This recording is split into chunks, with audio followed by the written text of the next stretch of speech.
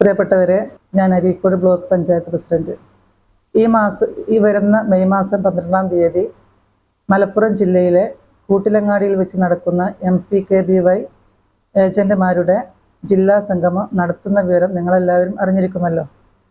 പൊതുജനങ്ങൾക്കിടയിൽ സമ്പാദ്യശീലം വർദ്ധിപ്പിക്കുന്നതിന് ഈ പ്രവർത്തനം ഏറെ സ്തുത്യർഹമാണ്. അതോടൊപ്പം തന്നെ സ്ത്രീ ശാക്തീകരണ മുന്നേറ്റങ്ങൾക്കും ഇത് പ്രയോജനപ്പെടുന്നു. അരീക്കോട് ബ്ലോക്ക് പഞ്ചായത്തിൻ്റെ എല്ലാവിധ ആശംസകളും ഈ പരിപാടിക്ക് നേർന്നുകൊണ്ട് നിർത്തുന്നു. എൻ്റെ പേര് അജയ് ഘോഷ്, അരീക്കോട് ബ്ലോക്ക് പഞ്ചായത്തിൻ്റെ ബ്ലോക്ക് ഡെവലപ്മെൻറ്റ് ഓഫീസറാണ്. അരീക്കോട് ബ്ലോക്ക് പഞ്ചായത്തിലെ MPK ഏജൻറ്റുമാർ വളരെ നല്ല രീതിയിലുള്ള പ്രവർത്തനങ്ങളാണ് അരീക്കോട് ബ്ലോക്ക് പഞ്ചായത്തിന് കീഴിൽ നടത്തുന്നത്. വളരെ വലിയ രീതിയിലുള്ള നിക്ഷേപങ്ങൾ എല്ലാ മാസവും കിട്ടുന്നുണ്ട്. അതുപോലെ തന്നെ പ്രവർത്തനം വളരെ നല്ല രീതിയിലാണ് മുന്നോട്ട് കൊണ്ടുപോയിരിക്കുന്നത്.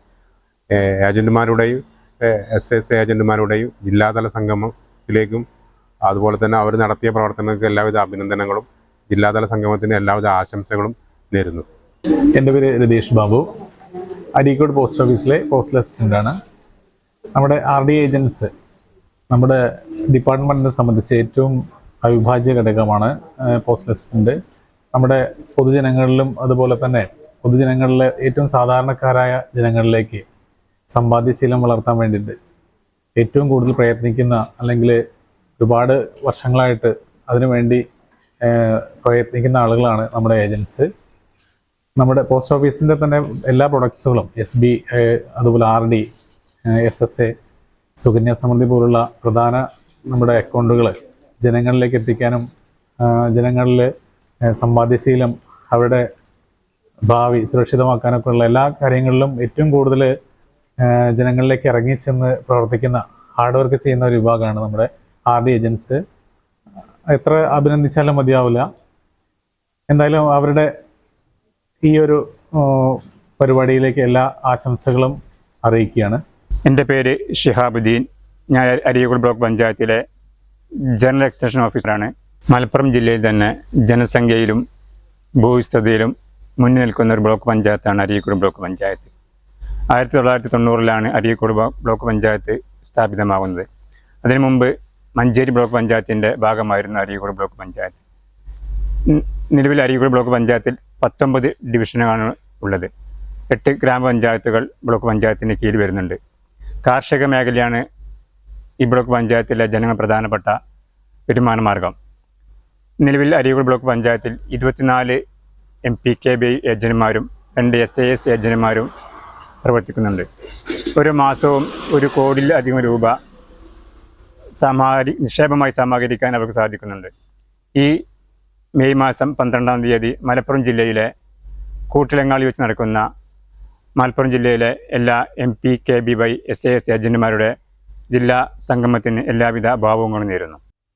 ജോലിയൊന്നുമില്ലാതിരുന്ന ഒരു കാലം, ഒരു വരുമാനവുമില്ലാതെ ഞാൻ വല്ലാതെ വിഷമിച്ചിരിക്കുകയായിരുന്നു. വീട്ടിലാണെങ്കിൽ ധാരാളം ബുദ്ധിമുട്ടുകളും.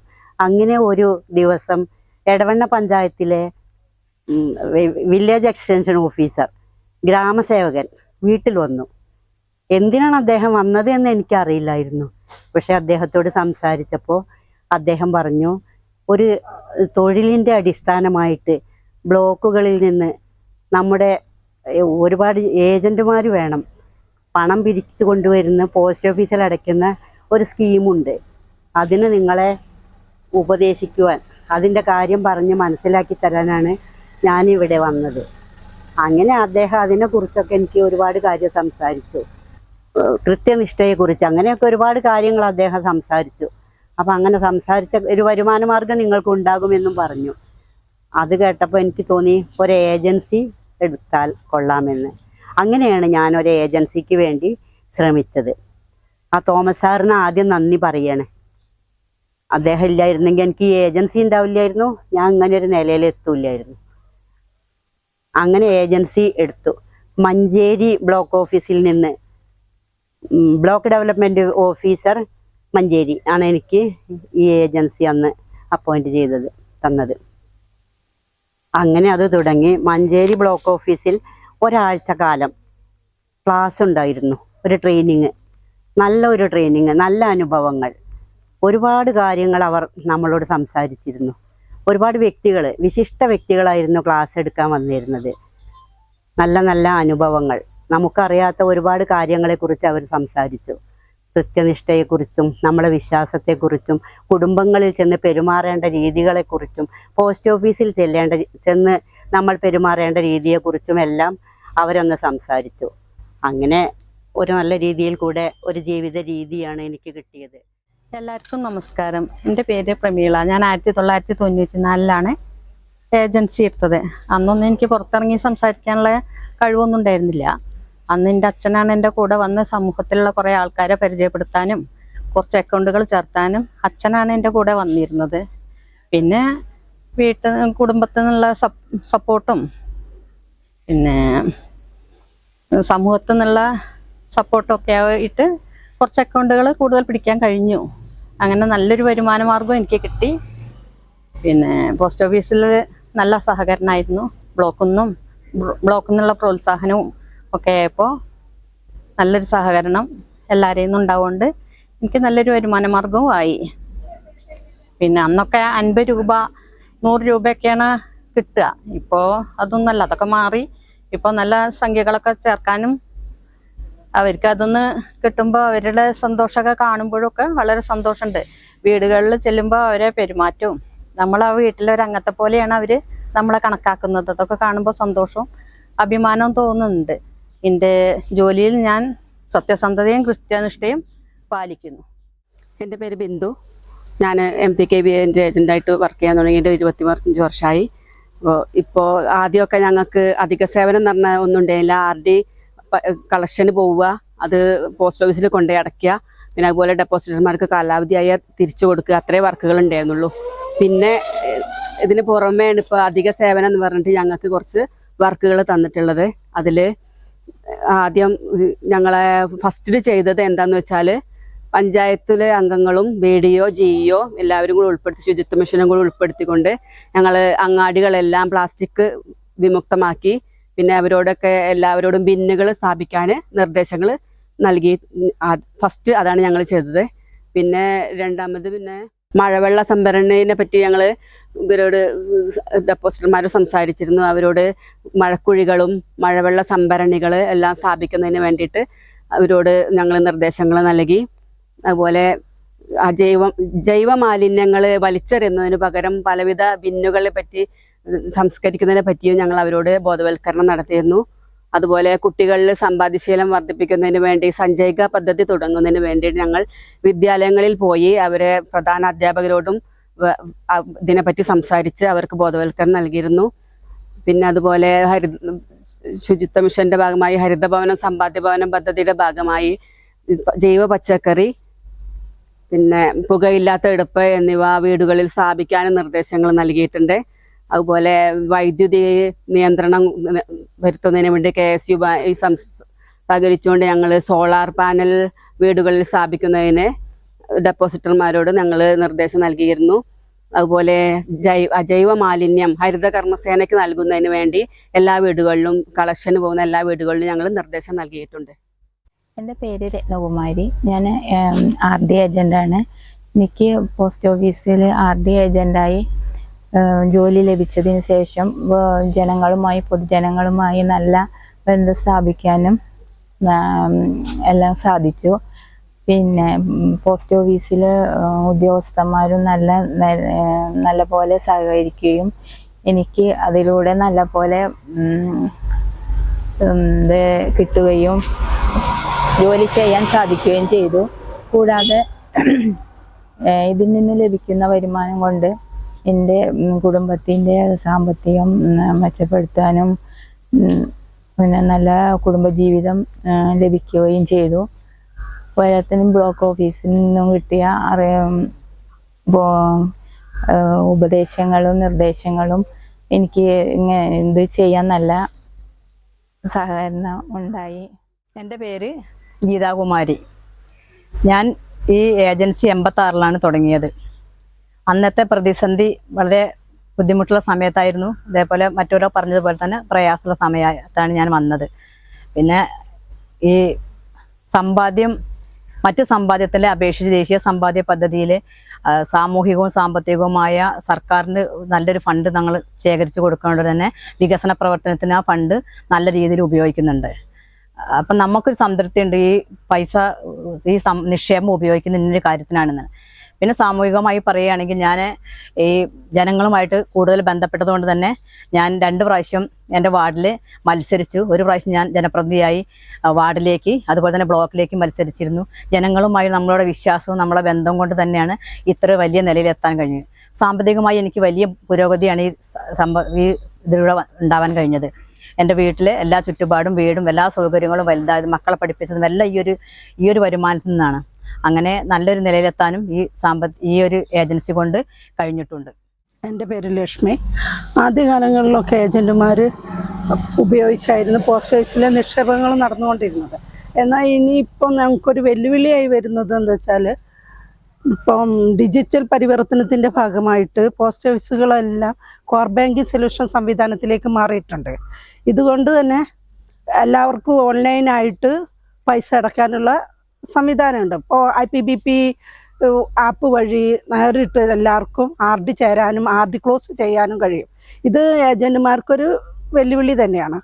അതുപോലെ തന്നെയാണ് സർവേറിൻ്റെ സിസ്റ്റത്തിൽ വരുന്ന തകരാറുകൾ, അതിൽ വരുന്ന കാലതാമസം, കാർഷികൾക്ക് RD ക്ലോസ് ചെയ്യാനുള്ള താമസം, അതുപോലെ ഞങ്ങളുടെ ഷെഡ്യൂൾ അടക്കാനുള്ള താമസം, അതൊക്കെ ഏജൻറ്റുമാർക്കൊരു വരുന്നൊരു വെല്ലുവിളി തന്നെയാണ്. പിന്നെയുള്ള ഇതെന്ന് വെച്ചാൽ പാൻ കാർഡുകൾ, ആധാർ കാലങ്ങളായിട്ട് മാറിക്കൊണ്ടിരിക്കുന്ന ഈ സിസ്റ്റം പെട്ടെന്ന് ജനങ്ങളിലേക്ക് എത്തിക്കാൻ ഏജൻറ്റുമാർക്ക് കഴിയുന്നില്ല. ജനങ്ങളിൽ പാൻ കാർഡുകളും ആധാർ കാർഡുകളും വരുമ്പോഴൊക്കെ ആ സംവിധാനങ്ങളും ഇപ്പം ഏജൻറ്റുമാർക്കൊരു ആ വെല്ലുവിളികൾ ഞങ്ങൾ തീർത്തുകൊണ്ടേ ഇരിക്കുകയാണ്. അങ്ങനത്തെ കുറച്ച് പൈസ എടുക്കാൻ വരുമ്പോഴുള്ള ജനങ്ങൾക്കുള്ള ബുദ്ധിമുട്ടുകൾ തന്നെയാണ് ഞങ്ങളെ ഏറ്റവും വലിയൊരു വെല്ലുവിളിയായിട്ട് കാണുന്നത്. അങ്ങനെയൊക്കെ ആണെങ്കിലും ഞങ്ങൾ ഏജൻറ്റുമാർ കളക്ഷൻ എടുക്കുകയും വലിയ ബുദ്ധിമുട്ടുകൾ സഹിച്ചുകൊണ്ടൊക്കെ തന്നെ അടയ്ക്കുകയും അത് കസ്റ്റമർക്ക് തന്നെ അത് ക്ലോസ് ചെയ്യാൻ സമയത്ത് അവരെ മാക്സിമം അവരുടെ ബുദ്ധിമുട്ടില്ലാത്ത രീതിയിൽ ഏജൻറ്റുമാർ അത് കൈകാര്യം ചെയ്യുകയും ചെയ്യുന്നുണ്ട്. എൻ്റെ പേര് കുഞ്ഞർമുട്ടി. അരീക്കോട് ഭാഗത്തുള്ള ഒരു RD ഡെപ്പോസിറ്ററാണ്. 5 വർഷത്തെയാണ് ആ ഡെപ്പോസിറ്റ്. എനിക്ക് 4 ഏജൻറ്റുമാരുടെ കയ്യിൽ എൻ്റെ RD ഡെപ്പോസിറ്റ് ചെയ്യാറുണ്ട്. എല്ലാ മാസവും അവർക്ക് ഓരോ ഡെപ്പോസിറ്റിനും 1000 രൂപ വെച്ചാണ് ഞാൻ കൊടുക്കുന്നത്. കൃത്യമായിട്ട് അവർ അത് അടക്കുന്നുണ്ട്. പിന്നെ നമ്മളുടെ അടുത്ത് ചില മാസങ്ങൾ അടക്കാൻ വൈകുകയാണെങ്കിൽ തന്നെ അവർ വന്ന് നമ്മളെ സമ്മർദ്ദം ചെലുത്തി നമ്മളോട് അടപ്പിക്കാറുണ്ട്. കൃത്യമായിട്ട് അടച്ച് കിട്ടാറുമുണ്ട്. ഞാൻ 20 വർഷമായിട്ട് RDയിലെ നിക്ഷേപം ഇങ്ങനെ ക്ലോസ് ചെയ്തുകൊണ്ടിരിക്കുന്ന ഒരാളും കൂടിയാണ്. അതുകൊണ്ട് അവരുടെ എല്ലാ സേവനങ്ങളും വളരെ സംതൃപ്തികരമാണ് എനിക്ക് കിട്ടുന്നത്. അതുപോലെ തന്നെ അവരുടെ ഈ സംഗമത്തിന് എല്ലാവിധ ഭാവങ്ങളും നേരുന്നുണ്ട്. മുൻകാല ഏജന്റുമാരുടെ ഓർമ്മകളും അനുഭവങ്ങളും എന്നതിനെക്കുറിച്ചുള്ള ഒരു കവിതയാണ് ഞാനിവിടെ അവതരിപ്പിക്കുന്നത്. കവിതയുടെ പേർ തണലേകിയ വൃക്ഷം. ദേശീയ സമ്പാദ്യ പദ്ധതി ഏജന്റുമാരുടെ സംഗമവേദിക്ക് ആദ്യമായി ആശംസ നേർന്നിടുന്നു. നമ്മെ വിട്ടുപിരിഞ്ഞ സഹോദരിമാർക്കായി ഒരു പിടി പൂക്കൾ നാം അർപ്പിക്കുന്നു. ഹൃദയത്തിൻ പൂക്കൾ നാം അർപ്പിക്കുന്നു. ദേശീയ സമ്പാദ്യ പദ്ധതിയിൻ കീഴിൽ 44 വർഷത്തെ സേവന പാതയിൽ നിന്നിടുമ്പോൾ എൻ മനസ്സിലെ ഓർമ്മകൾ ഒരു കൊച്ചു കവിതയായി പകർത്തിടട്ടെ. നീണ്ടു നിവർന്നു പന്തലിച്ചു നിൽക്കുന്നൊരാ വൃക്ഷത്തിൻ്റെ അറ്റത്തെ ചില്ലയിൽ കാറ്റിലാടിക്കളിച്ചും നീണ്ടു നിവർന്നു പന്തലിച്ചു നിൽക്കുന്നൊരാ വൃക്ഷത്തിൻ്റെ അറ്റത്തെ ചില്ലയിൽ കാറ്റിലാടിക്കളിച്ചും വെയിലും മഴയും ഏറ്റുകൊണ്ട് സന്തോഷത്തോടെ ആ ചില്ല മുറുകെ പിടിച്ചു നിൽക്കുവാൻ കഴിഞ്ഞതിൽ ഞാനേറെ സന്തോഷം പൂണ്ടിടുന്നു. ആ വൃക്ഷത്തിൻ പുഴുക്കുത്തേറ്റവ മാറ്റിക്കളഞ്ഞും മറ്റു ചില്ലകൾക്ക് സംരക്ഷണമേകിയും ആ വൃക്ഷത്തെ സംരക്ഷിച്ച് ഒത്തൊരുമിച്ചു പ്രവർത്തിച്ച മേലുദ്യോഗസ്ഥരും ഏജന്റുമാരും ഒരേ കുടക്കീഴിൽ നാടിനും നാട്ടാർക്കും തണലേകുവാൻ കാഴ്ചവെച്ചൊരാ പദ്ധതി ദേശീയ സമ്പാദ്യ പദ്ധതി. ദേശീയ സമ്പാദ്യ പദ്ധതി 80-ൽ ഏജൻസി പ്രവർത്തനം തുടങ്ങിയ കാലം. വാർത്താവിനിമയ മാർഗങ്ങളേറെ കുറഞ്ഞൊരു കാലം. നമ്മൾ പറയുന്ന വാക്കുകൾ കേട്ടും നോട്ടീസുമായി വീടുകൾ കയറി ഇറങ്ങി അക്കൗണ്ട് കിട്ടുവാനേറെ പണിപ്പെട്ട കാലം. സാമ്പത്തികം ഏറെ കുറഞ്ഞൊരു കാലം. അന്ന് 5 രൂപയ്ക്ക് തുടങ്ങിയൊരക്കൗണ്ട് ഇന്നിതാ 1000-ലെത്തിടുന്നു.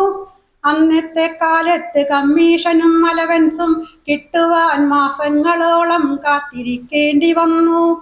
ഇന്നിതാ പണമടച്ചു കഴിഞ്ഞാൽ കമ്മീഷൻ ഉടനെ അക്കൗണ്ടിലെത്തി. അലവൻസും വൈകാതെ കിട്ടിത്തുടങ്ങി. നാടിനും നാട്ടാർക്കും ഏജന്റിനും ഇന്നു നല്ലൊരു വരുമാനം കാഴ്ചവെക്കാൻ സാധിച്ച പദ്ധതി ദേശീയ സമ്പാദ്യ പദ്ധതി. ദേശീയ സമ്പാദ്യ പദ്ധതി. ജീവിതത്തിനു തണലേകിയ വൃക്ഷത്തെയോർത്തും ഉറ്റവർ വേർപെട്ടു പോയവരുടെ ഓർമ്മകൾ മനസ്സിലെ തൊട്ടിലാട്ടിക്കൊണ്ട് ജീവിതം ധന്യമായി തീർത്തിടട്ടെ. ജീവിതം ധന്യമായി തീർത്തിടട്ടെ. നന്ദി, നമസ്കാരം.